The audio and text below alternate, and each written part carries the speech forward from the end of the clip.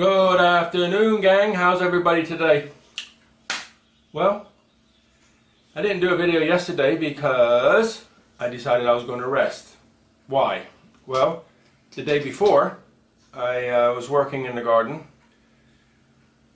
I have a pump which sucks the water up from the river, which I use to water all the garden with, and it keeps getting crabs, baby fish, all kinds of stuff gets caught in the pickup. And what happens is I have to clean it. And if it gets stuck open, then I can prime it for a while by pouring more water in the pipe, sealing it, turn the pump on, and it works. Well, I was doing that, and the way I keep the lid up, which I'll show you in a minute, is with a stick, and the stick slipped out and cut my arm. What do you think of that? So it didn't look too bad, but it was deep and it opened up a lot, so you could see inside it. So I got here some butterfly stitches, and you can't buy butterfly stitches here in Thailand. In America you can buy them in the first aid section, but it's funny because in Thailand you can walk into a pharmacy and ask for antibiotics, but you can't buy butterfly stitches. You have to have them on prescription.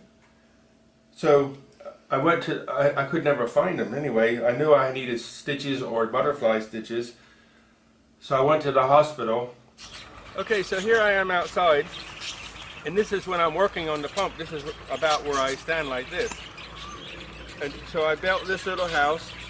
It's got concrete on the bottom and with a lid that's on hinges, you see?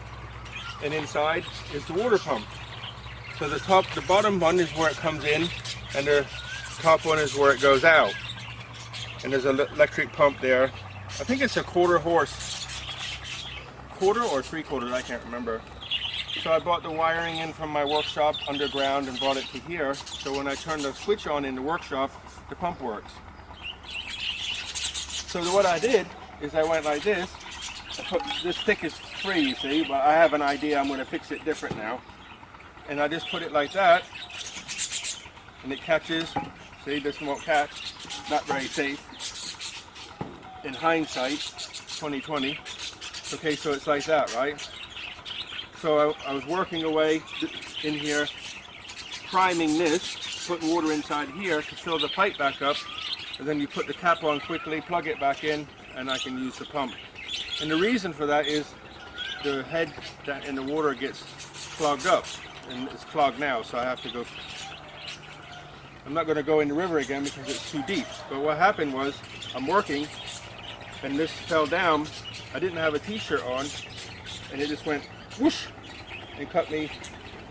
And here you can see the bruising coming out, and then it scratched all the way down, and it left it deep. So deep from there to there was deep. And it was sort of, I was walking around, I didn't go clean it. I have some alcohol in a little bottle, so I sprayed it with that. It stung a little bit, but it was okay. So just put that back down and close the lid. So this was like, when it went down, it go, and that corner caught me in this guy. So here's a funny story about going to the hospital. So I got a shower. It stung a little bit, but I was filthy from working in the garden, so I went in there. And what did I don't even think I put a bandage on there or anything. I just dried up a little bit, so I just left it like it is, and had a t-shirt on, and just folded the t-shirt up like that so it wouldn't touch the cut, and just drove with my left hand. It's an automatic truck, so just drove with my left hand and left this alone. And so I get to the hospital, and it's the first time I've ever been to the hospital. It's about 15 minutes from here, just go down the road and into the village, and it's right there. It's a government hospital.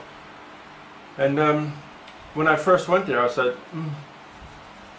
it's not like the cleanest place in the world, but I needed it to be fixed. So I went inside, and when you have an emergency, they have an emergency doctor, the bossy nurse, and some of the working nurses, the desk nurse, I guess you call it.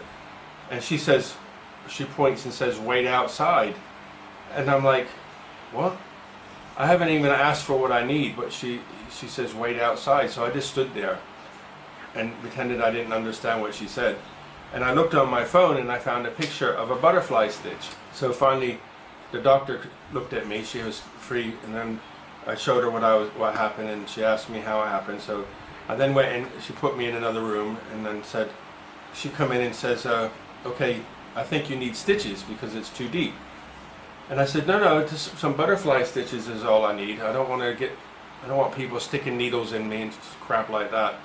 Just, you know, I did a medics course and I know a little bit about medicine, so I thought, no, I don't need all that injections and all that sort of stuff." So she goes and puts her hand on it and goes, "Look, it's deep," and opens it back up again. And I looked at her like, dude, I felt like punching her in the nose. I'm like, what are you doing? I left it alone and still for hours to try to get it to heal, and she just opens it up again. I'm like, what part of medicine is that? So I just looked at her like, are you for real? So then I said, no, I just want butterfly stitches. So she told the nurse that does all that work to do it. And her, you know, I watched her clinical work, the way she did it, and she's actually pretty good. But maybe over the top, actually, you know, the way she touches things. But it was, you know, it was hygienic, so it was good. And so for this one, I pulled it together myself. You know, I just opened my arm, bring my arm up a little bit, squeeze the skin back together, and she stuck that one on. And from this angle, it was a little bit hard to squeeze this part. This was the deepest part, so it was a little bit hard to squeeze it together. So another nurse came and she squeezed it from either end so that it wouldn't make the skin wrinkly. And then she stuck the second one on. And I didn't really push it down tight. So then she put the bandage on, and so I put my hand on it and just pushed it so to make sure that these were sticking down on the skin tight. And then I walked around for yesterday with my arm like this. But what was funny, the funny part of the story is, when it was all done, I said, okay, how much? Taurai, how much?